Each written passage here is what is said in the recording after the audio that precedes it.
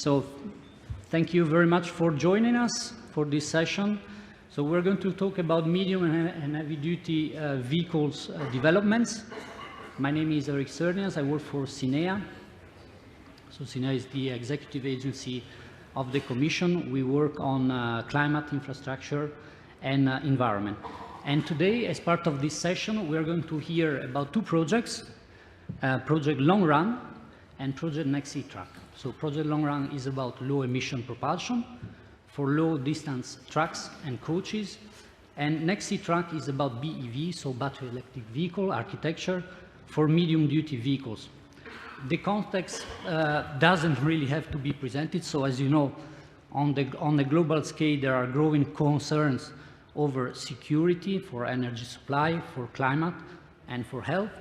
And these concerns are driving a shift from fossil fuels to alternative fuels, and also to new vehicle propulsion systems capable of delivering long-term sustainability. And of course, the challenge, the related challenges, like for example, the reducing energy consumption, the reduction of emissions, CO2 emission and pollutant emissions, are also on the heart of the EU policies.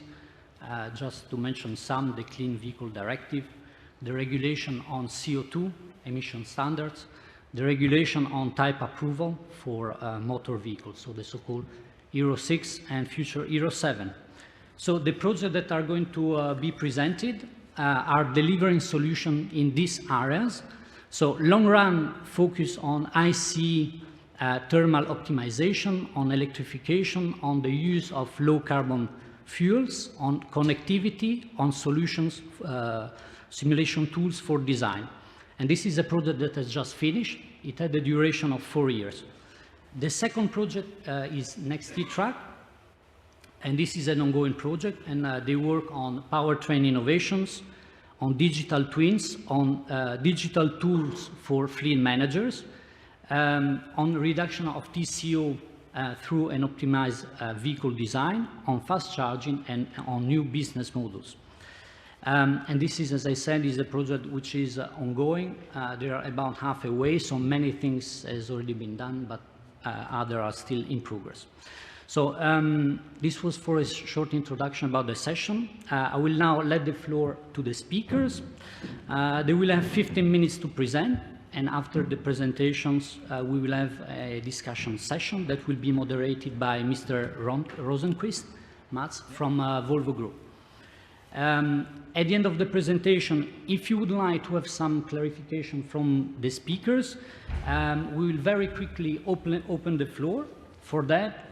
Otherwise, for questions which are broader in scope or for any comments you might have, please keep them for you, and we will take them during the final discussions. So let's start with Project LONGRUN. So the project is presented by Mr. Virnic Lukáš. He is technical coordinator of the project. He is product manager for commercial hydrogen engines at FEV. So, Mr. Virnic, if you are ready, the floor is yours. Yes, thanks, Eric, for that kind introduction, and I'm really glad to see such a crowded hall on the topic of internal combustion engines. Looking to the program, it might be one of the rare sessions, but I'm super happy to present you today our outcomes and also sketch kind of a future scenario for such a technology. I'm going to retirement 2050, so there is some walk to go for me, and I would be happy to be able to work on the technology a little bit further. But I'm also happy to present the results today. Thanks to the whole consortium. A lot of people are here today. We worked really hard for the last 4 years, and it's not only my work. I have also co-authors on the slides. I want to thank you, and also to these 30 partners we will see. So next slide, please. That is some brief figures. So we have now 4 years worked on the topics. If you again back calculate to the starting date, it was basically back in 2020. We were quite lucky that we were able to do our kickoff in Aachen all together, but right closely after that, 2 months later, all European countries more or less went to lockdown, and that put a lot of pressure and a lot of difficulties to the project, since global supply chains were broken. A lot of parts, a lot of technologies we had foreseen for the project were no longer available because OEMs changed their strategies, and also tier 1 suppliers, which promised to deliver components. So therefore, we had to readjust a lot of objectives in the project, but we managed quite well and were able then finally also to deliver the final outcomes. To give you some rough idea about the size of the project, we have handed in a total cost of 33 million euros and received, or are glad to receive a funding of 25 million euros. As you can see, 30 partners, and in that whole Corona situation, which was super dynamic, we had different situations in the northern part of Europe than in the south. We had quite hotspots walking around our partners, basically. So then there was a hotspot in Spain, difficulties to get part and employees to the fabrics there, and therefore, especially this management was a quite interesting challenge, so to say, at the beginning, but we managed quite well also this across European collaboration. Next slide, please. So what was our mission within the project? The overall target was basically to increase drivetrain efficiency and the reduction of our environmental footprint and emissions of long-haul transportation. So transportation here does not only mean goods, it also does mean people. So therefore, not only trucks are involved in our project, we also have coaches as demonstrators. And then we got basically 4 major tasks. First task was reduce CO2 footprint with the use of also future fuels. Second task, ICE optimization to reach a peak thermal efficiency of 50%. Then reduction of harmful emissions, and overall a total energy saving of at least 10% in the vehicle. So I've sorted it here quite nicely from 1, 2, 3, 4, but don't be surprised. We won't go through it in that order, but that was at least the order within the call, but we will do it a little bit differently. We will start with the reduction of harmful emissions, take a look to the ICE optimization then go to the total energy savings, and then CO2 footprint with future fuels. The good thing within the project is that we not only have a stringent work package structure, we also have across all work packages a use case structure which was responsible within the project to summarize results and make them accessible on a quite low level. So easy entry for everybody who's interested in the results, and the ability to dive deeper into the technology once you have basically been teased by the third outcomes. So today, I guess we also have a quite heterogeneous audience, so I will give you quite a brief overview on every slide. You can read the top header, where it's written now, what is our mission? You can read that line to grab basically the high-level information, and I will try to walk you through that quite detailed technical results we will see on the slides. So we start with the first one, which is dealing with the pollutant emissions. That would be the next. 6. So you can read the header if you want the high-level view, and I will walk you through the more technical investigation. So we have investigated here 2 different types of engines. The first one here is a compression-ignited engine, means standard diesel truck, what brings the good to the supermarket, that everybody can buy the goods. I remember last year there was a shortage on coffee in the morning, and everybody basically recognized, okay, if there are no trucks, there's also no coffee in the morning, and that is something you basically don't want to face. So we have investigated here an advanced after-treatment system, which was basically a 2-stage system. So we have a first dosing unit and a second dosing unit, and we even equipped that one with an electrical heated catalyst. And the overall major outcome now, if we run WHTC cycle, that is the emission profile cycle for heavy-duty trucks. You have to prove that on the test bench. With passenger cars, you run on the chassis dyno. With trucks, you run on the test bench. And then we have basically achieved 288 milligram per kilowatt hour NOx emissions, cold, hot, weighted. That's basically the limit of the final result. And if you now apply also an electrical heated catalyst to that system, you can even further reduce that to a 67 milligram. To give you a rough idea, the actual limit is somewhere around 400. So with 67, you beat that limit, basically, you go down to 20% of that limit. It's now in discussion. The Euro 7 limits are in discussion. It's a big question if an electrical heated substrate is required to meet these more stringent targets, but it should demonstrate that even with enhanced technology, so internal combustion engine technology and after treatment system technology, it's not at the end yet. There are still further steps to be taken, and we can also deliver then whatever is requested in terms of lower emissions. If we take a next slide, there we have the spark-ignited engines. So that's not a diesel engine now, that's a natural gas engine. That one works with the spark plug, so the mixture is compressed and then the spark plug ignites the mixture. It gives you quite some opportunities on the NOx emission level to get even further down. So you see here, with a more or less advanced three-way catalyst system, you can get these emissions down to 92 milligram per kilowatt hour without a heated catalyst. And the also important topic here to mention, we all know methane has a certain climate impact, but getting down the methane emissions of that engine down to 67 milligram, that reduces the CO2 equivalent impact of that emission down to 1.8 gram CO2 per kilowatt hour. And if you take a look at the overall CO2 emissions within that cycle, number is quite small, but I can tell you it's roughly around 600 that you have a kind of level. So 600 grams per kilowatt hour is the overall emission of the engine, and the methane CO2 equivalent is 2 grams. So at a really, really, really low level, that you cannot basically say these methane emissions are having a big impact due to the methane emissions they are producing. That was demonstrated in the project as well. That closes the point for the pollutant emissions, and on the next slide, we step into the topic of engine efficiency improvement. Here again, two engine technologies were investigated in the project. We didn't achieve the 50%, but we got close to it.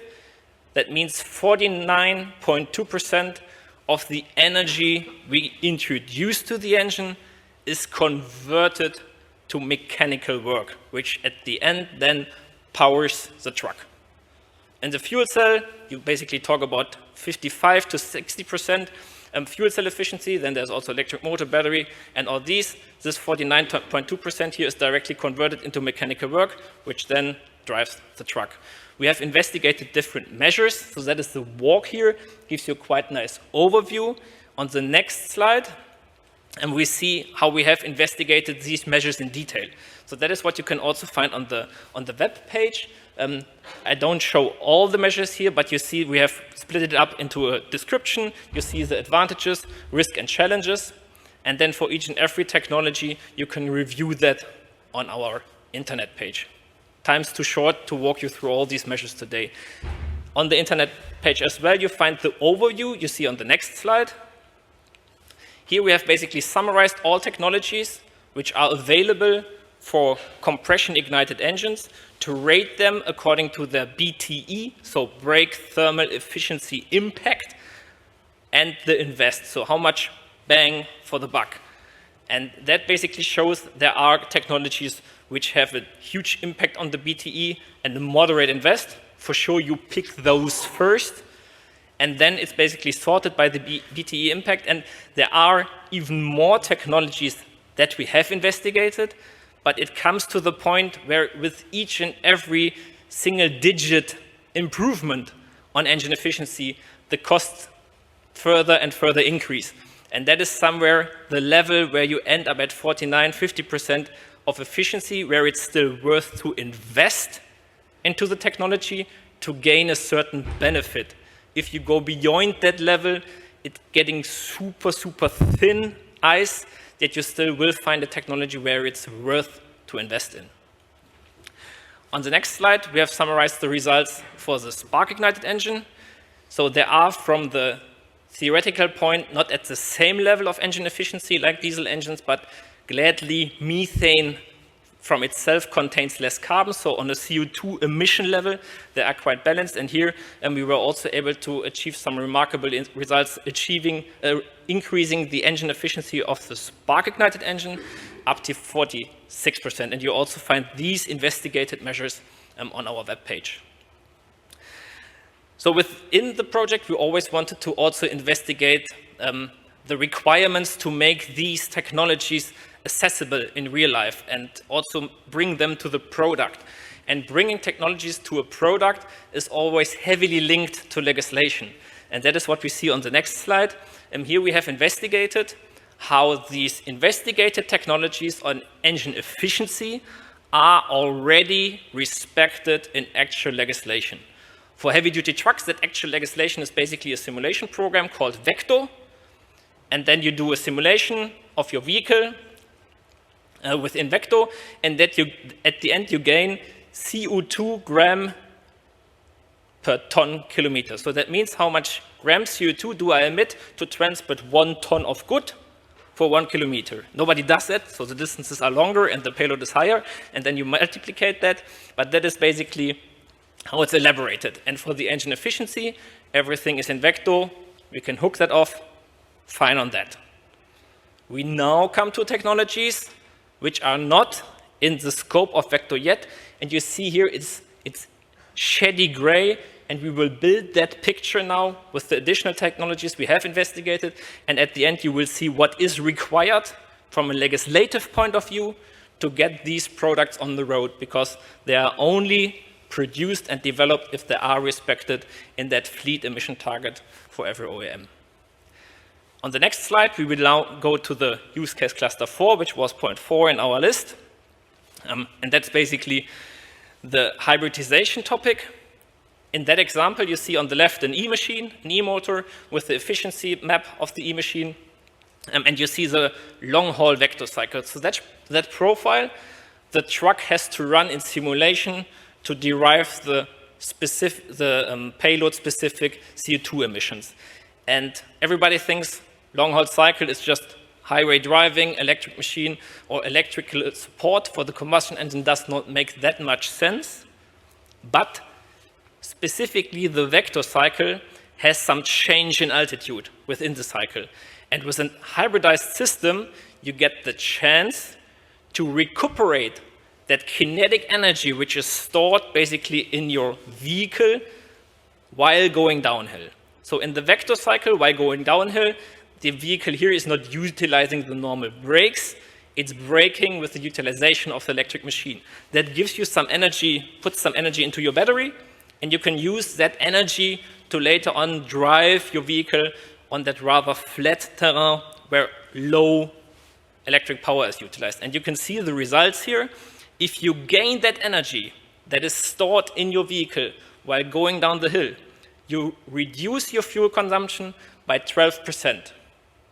So that's quite specific for the vector cycle because it's a certain profile. But, and that's the important thing here, the vector cycle was created in a way that it reflects the majority of each and every kilometer driven within the European Union. So you might say, come on, you have optimized the system to get the greatest results in that vector cycle. But the vector cycle was created to reflect the majority of the cycle. So this saving here also reflects the majority, which would be possible in the majority of the daily driving cycles. Now let's take a look to our vector landscape. That's on the next slide. What would be required to make that also respected in actual legislation?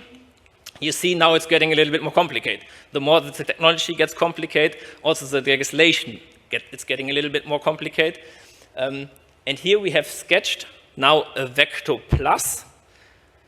The reason for that is that we cannot change the original vector simulation. It's too much difficult to introduce anything there. So we kept it for its own, and then we introduced the post-processing to that.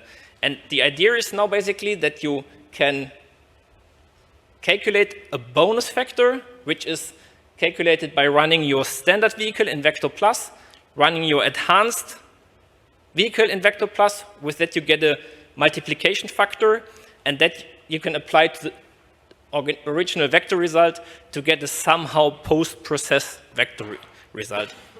And here we have created the opportunity to link OEM-specific hybrid technologies to that Vector Plus On the next slide, we will basically deal with the last topic. Then we have went through all 4 of them. Then we are close to the end. Last topic was future fuel, low carbon fuels. We have investigated HVO, methanol, hydrogen, as well as methane. And you see they are important for different industries in the future. And we have also demonstrated here 46% engine efficiency with hydrogen, which is a quite promising future fuel. We see a lot of OEMs working on the topic.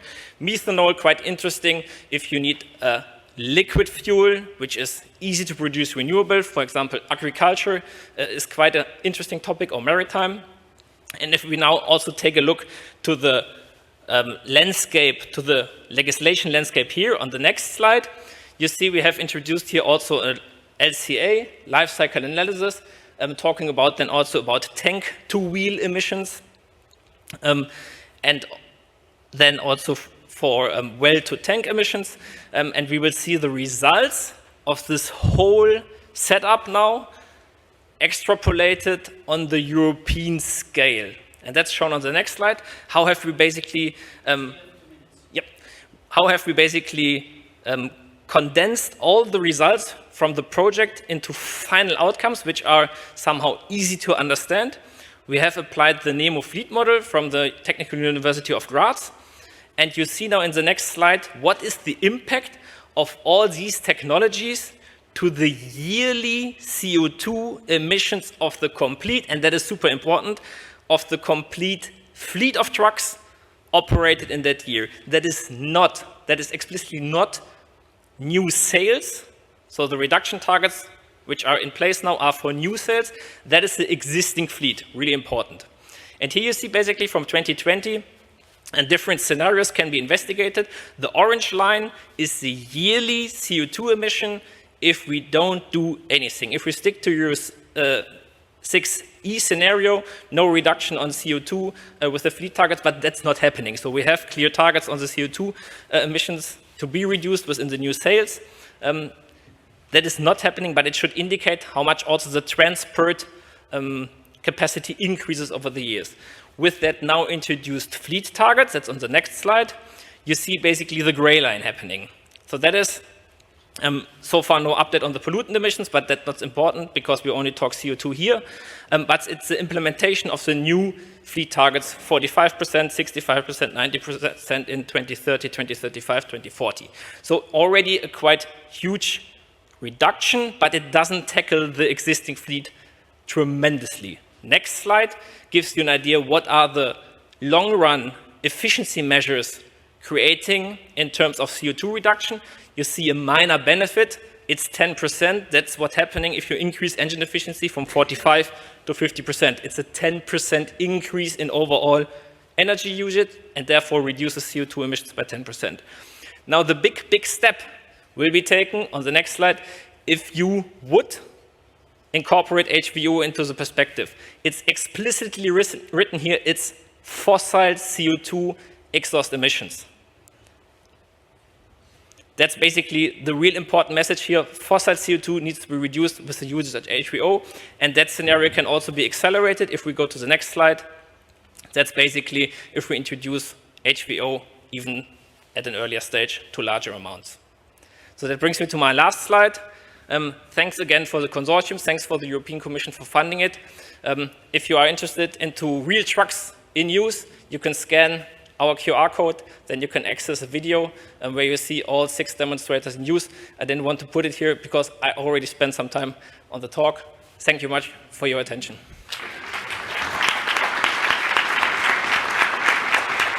Okay, thank you very much, Mr. Virnich. Considering the time, I propose that we pass to the next speaker already. So and then we take any question you might have at the very end.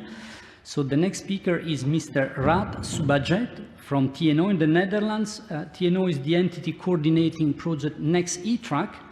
Mr. Raad is a research scientist working on battery modeling, state estimation, and controls for automotive applications. So, Mr. Raad, the floor is yours. Yeah. Thank you. Thank you. Good afternoon, everyone. My name is Shivajit Raad. I'm a scientist working at the Powertrains group at TNO, the Netherlands. and today I'm going to talk about the European project NextETRUCK. Next slide, please. One more slide. So the core objective of this project is to develop a zero-emission electric medium freight truck and to have pioneering roles in decarbonization of the vehicle fleets and also accelerating the market requirements for such a fleet. The objective also includes a 10% reduction in the increase in the energy efficiency compared to the benchmarks of the EVs of the same size which are there in the market, and would also look at the market update and business models, the new business models which are required for such a vehicles to be implemented.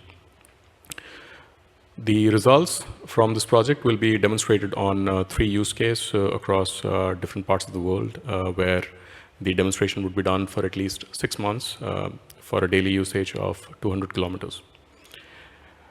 We have several key innovations in this project, but the topic of today's presentation would focus on the digital twins and the digital tool sets which are associated with that.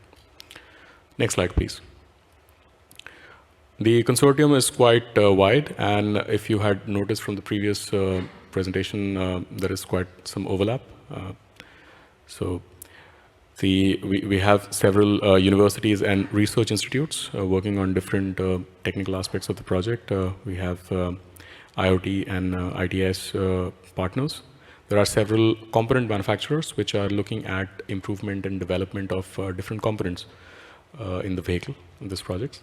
And we have 3 vehicle manufacturers, each pertaining to 1 use case. Additionally, we also have some associate partners. Next slide, please. One more. So first, we look at what a digital twin is, which is the heart of this project, the core of this project. We can start with looking at the physical asset of a scenario where a truck is used, and one could say that this physical space can have different components. Namely, the 3 that we showcase on the slide pertains to the driver, the vehicle, and the traffic. All of these parameters have attributes which can be collected via sensors or estimated via different means.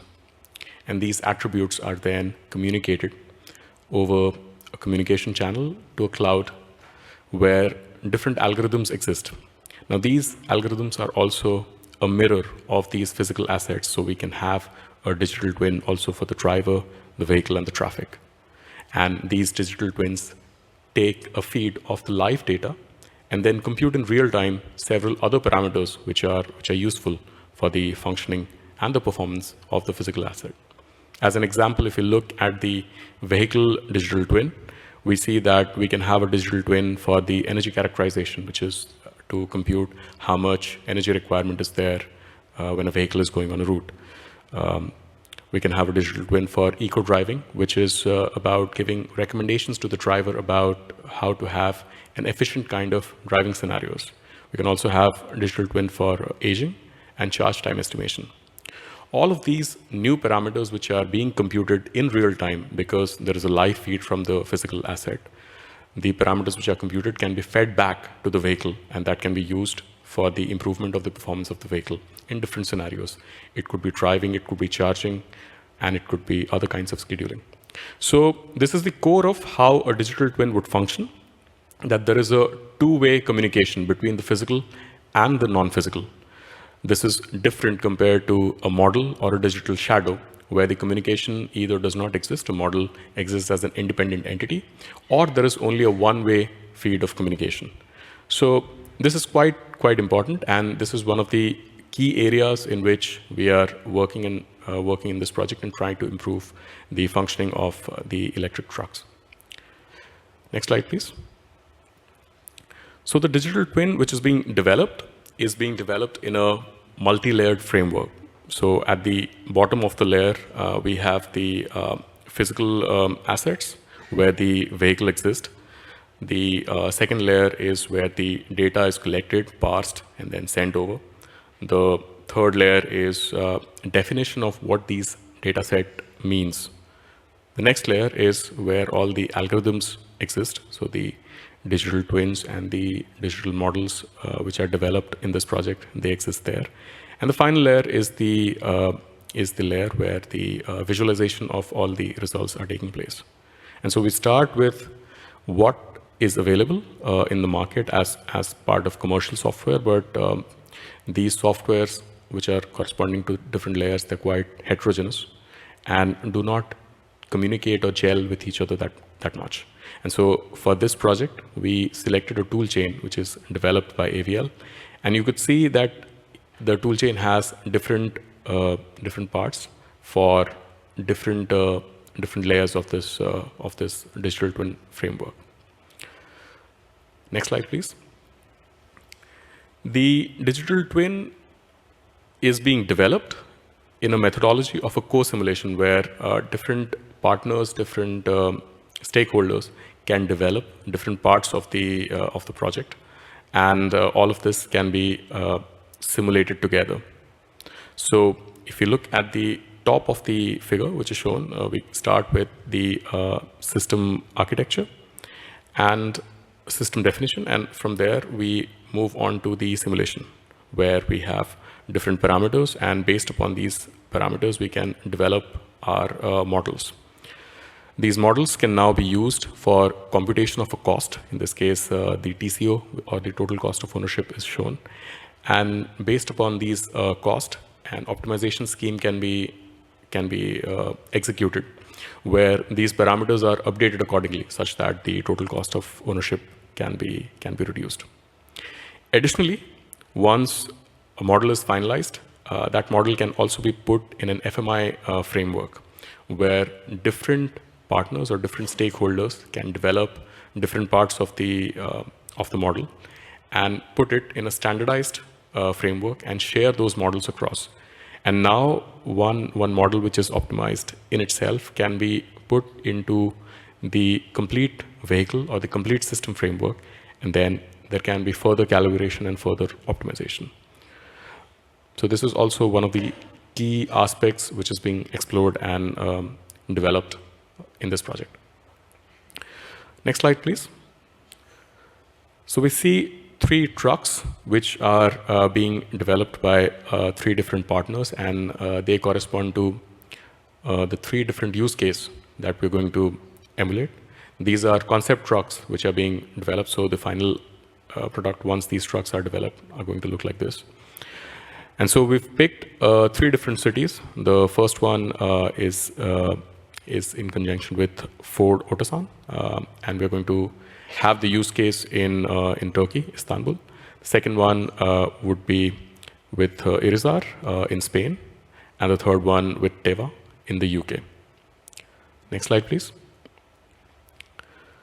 This project comes not as an independent project, but in a line of development which has been happening for electric trucks.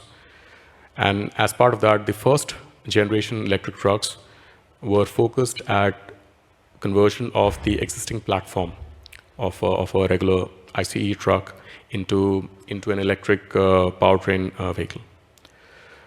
The next generation looked at high level of integration and looked at optimization schemes to balance different aspects of topology, sizing, and control. And several other European projects, such as Orca and Zefis, are also doing the same thing along with NextETRUCK.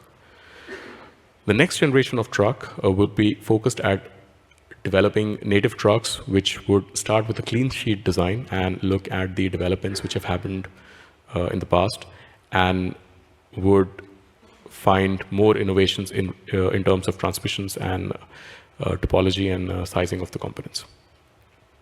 Next slide, please. One more. So the project aims at developing these trucks such that we can have a 10% improvement in the energy efficiency. The project also wants to develop new fleet management tools and charging infrastructure tools such that the full electrification of such a fleet can be achieved in an efficient manner. We have plans to prepare a demonstrator for fast charging and to demonstrate them in different kinds of scenarios. And there's also plans for developing business models to increase the acceptance of electric trucks in this market. And ultimately, the objective is to contribute to climate goal, specifically to the local air quality of cities across Europe and across the world. Next slide, please. With that, I'd like to conclude my presentation. Thank you so much for joining, and I'd like to take any questions that you might have.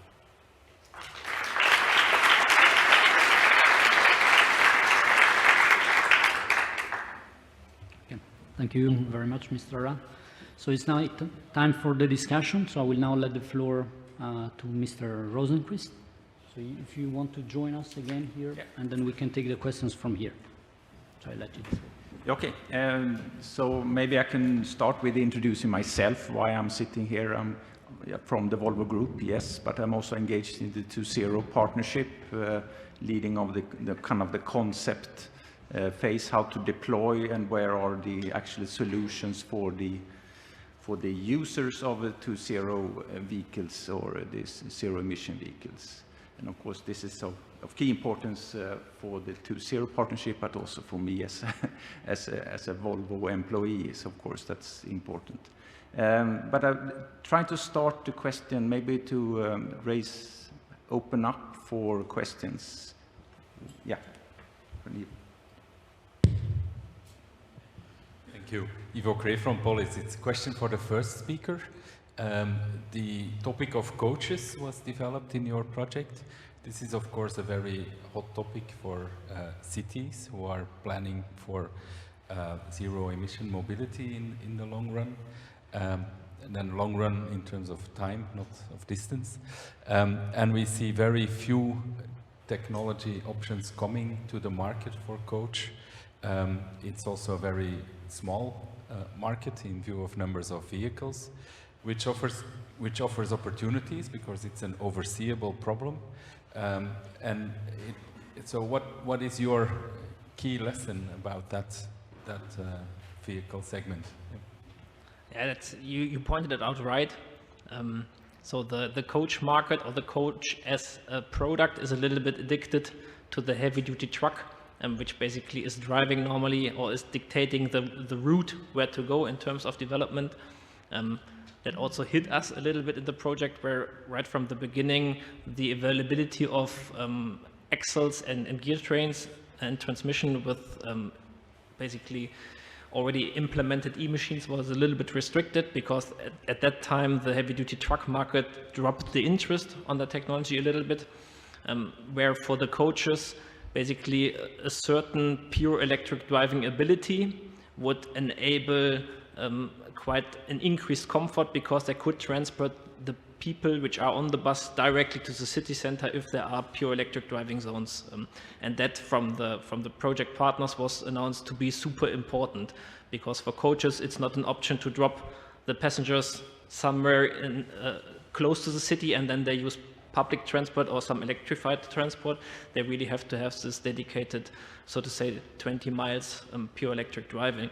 And as you said, it's a niche, so it would be also an opportunity to explore products, new products there, but that's super, super difficult, because tier 1 suppliers want to scale up their products and are not that much interested in niche, and that's, you pointed out that correctly. And if there should be any development for the coaches, then there's also the need then to support that research with public funding, because just from a commercial point of view, the tier 1s won't do that.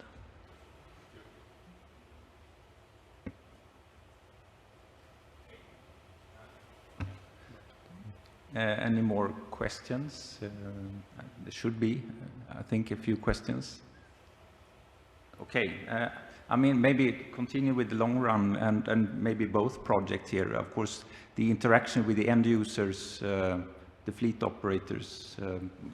How have you done this within the different projects? What is the, I mean, to get the result out to the users?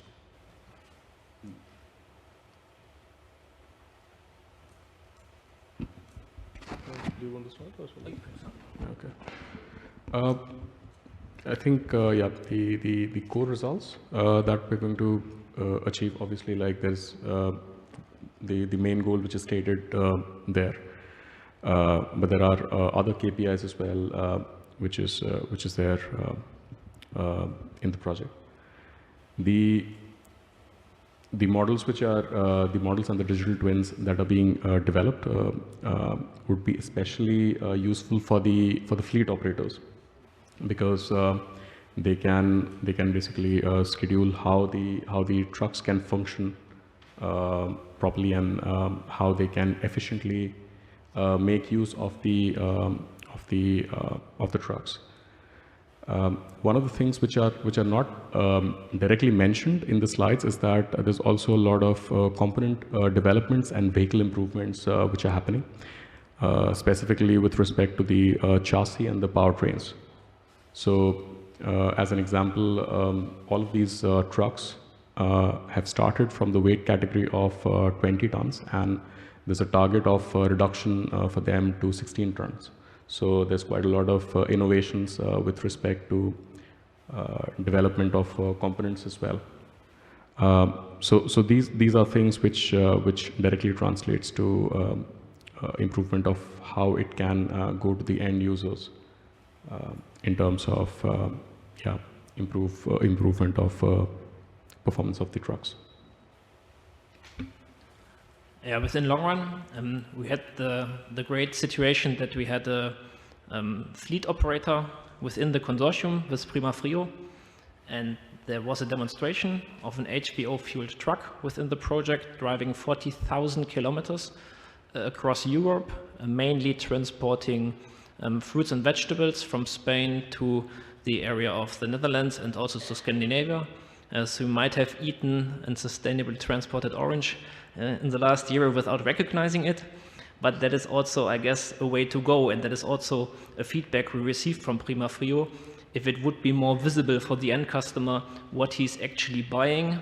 And also they were a little bit restricted on the willingness of their customers to pay for the additional cost on the utilization of HBO, but once it was demonstrated that it's working, and once the companies saw that trailer arriving at their location, and then they got into talk what is used, and then also they were able to transport that message to their customers, and that kind of also created the willingness to pay a higher amount of money at the end for sustainable transported good. And that was really a tremendous outcome to make that fleet operator aware of that situation, because normally they heavily argue with TCO. They say TCO is everything. If it is 1 cent more per kilometer, nobody will pay it. But once it was demonstrated that it's possible, once it was demonstrated that there is a certain value in sustainable transport, it was also recognized by these companies that that is a way to go to also deliver a more wanted product to the final customer. Okay, thanks. I think it's super important to work with the end user and all the fleet operators here. Maybe what I'm in the next, if we don't have any more questions, I can continue to ask a question. Then, so for the NextETRUCK, I think for the charging concepts that you have planned for in the project, as I see, you're kind of in the starting phase after 1.5 years. It's more, what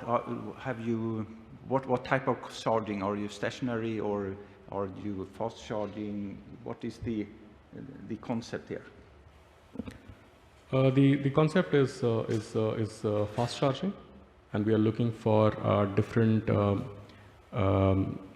protocols and different development of chargers that can facilitate that. And especially it's also being looked at from the point of again the reduction of TCO. So some of the innovative things that we are looking for is also the reduction of, for instance, battery degradation, which is not really looked at in fast charging. So, yeah.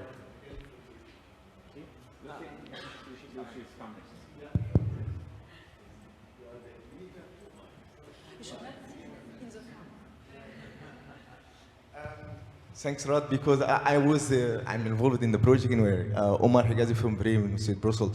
To answer also more detail for Matt's question, we are going to develop mega charger in NextETRUCK, where we are going to use a modular unit inside by GEMA, a Spanish company, where we have the modularity and more flexibility mega charger. We are also targeting to have more open protocol for charging, for fast charger, mega charger at that time. And we are going to use also SiC technology. That is the idea to improve the efficiency up to 98% during the charging. Thank you. The reason for my questioning, when we interact with the fleet of users of this kind of regional or city distribution, they often charge at home overnight, and then they operate all day without charging. That's kind of the business model. So if you're only focusing on fast charging, I think it's focused on fast charging, and also during the project we have already ready charger, fast charger CCS there at the depot of the fleet of the trucks. As you can see, also the operator of Ford will also have a location there with the fleet there, in their operation between the factory of Ford to the distribute units, and there you have also a mega charger, one unit, and then you have the fast charger with 350 up to maybe 150 to 350 kilowatts. Mm-hmm. This is the depot charger. You can have mix between them, and then you can have the distribution and the fleet operator there in Istanbul. You have also, regarding to the first question, also that we also targeting the demonstration in Spain as well, where we had the DTEC there with Irizar. They will demonstrate a fleet operator and so on. We had also another one. We'll have another one in London, led by Riva truck manufacturer, and there we are going to also to demonstrate a fast charger, but not mega charger at that time. So it is a combination between the overnight and also medium fast and also ultra fast. Thank you.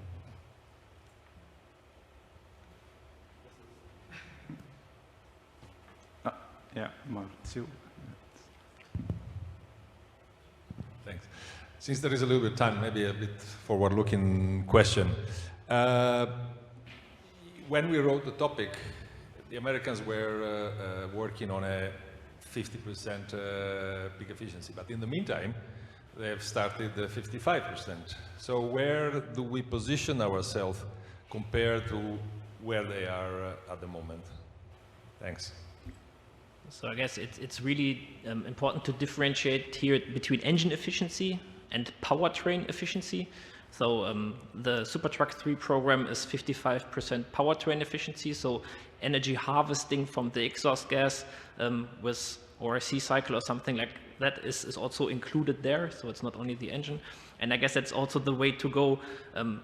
If there would be a next project, engine was topic now, but powertrain and system efficiency is at the end key, because that is what impacts the fuel consumption of the truck. We have demonstrated already here the combination of energy efficiency improvement with aero improvement, because at the end, the less energy the vehicle demands to be driven, the less energy you have to put into the drivetrain, and then it's not that much of a drivetrain efficiency. But I guess if you are looking to the OEM structure, how it is linked between US and Europe, it's basically that are the same players active within Europe and also in the US. And I guess if we will see a new wave of energy efficiency measures now introduced into the fleet, and that's what we see. But if you want to go beyond that, then exhaust energy harvesting is the next big step to increase from 50 to 55. So we are heavily promoting these topics. I guess there are enough industry players which would be interested to further extend that additional that actual program of long run, and if there is any opportunity for a call, I guess there will be quite some response to that.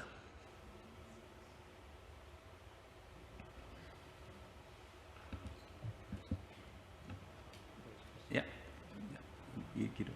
If there is no question, I have a question for you for long run in specific, and a very specific point that I think we discussed also in the last meeting that we had. Because, you know, long run was one of the few projects that also had coaches included, no? For the long haul, so for long distances. And unfortunately, I saw that the results were only tested on short distances, no? Below 100 kilometers, something around that, if I do remember correctly. Are you planning now to do something more in the future and to investigate what is the feedback on the long haul coaches? Because this is something that we're looking for to understand better the results. Thanks. So if you look to the test we have done, yes, there are, that is a distance of 100 kilometers, roughly a little bit more, and you might argue that it's not the typical long-haul distance. If you look to the vector cycle, which is the official legislation cycle for long-haul trucks, it's also 100 kilometers long. So it basically reflects the average of driving for a long-haul vehicle within the vector simulation, and also the official cycle for the coaches in vector is not longer than that. At the end, as long as you start and end with the same state of charge, and you gain the benefits of hybridization via recuperation, if you drive the same distance of 100 kilometers 6 times, it's actually the same benefit. So these 12% which were demonstrated are true for 100 kilometers, 200 kilometers, or 1,000 kilometers, because we start and end with the same state of charge. If you do a battery depleting mode in terms of plug-in capability, then you are absolutely right. If you do plug-in evaluation, how long can I drive with grid energy and what is the benefit for a certain distance, then it's absolutely true. Then you have to take into account the long distance, because then the benefit is reduced, yes.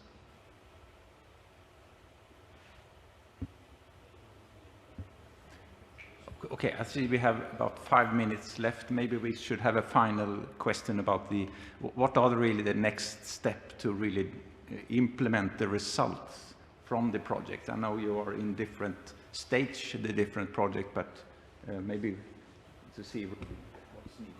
Yeah, yeah, I think we are about halfway through the project, so there's a lot of requirements, system architecture, what kind of communication protocols, those things are done. And we are now in the stage of developing different models, different components. And for instance, as Omar mentioned, the charger, the new type of charger that is implemented in the vehicle, in the project are being developed. And we are now looking for finalizing what kind of test protocols would be there in the different use cases. So we are really in finalizing what is required, what kind of commissioning is required for the trucks to run, what is the route which is there, and what is the duty cycle which is there. Additionally, to also fulfill this, we are looking at the integration, what kind of things are being run on the vehicle, what kind of algorithms are being run in the cloud. So in this project, it's basically those kind of activities which are going on.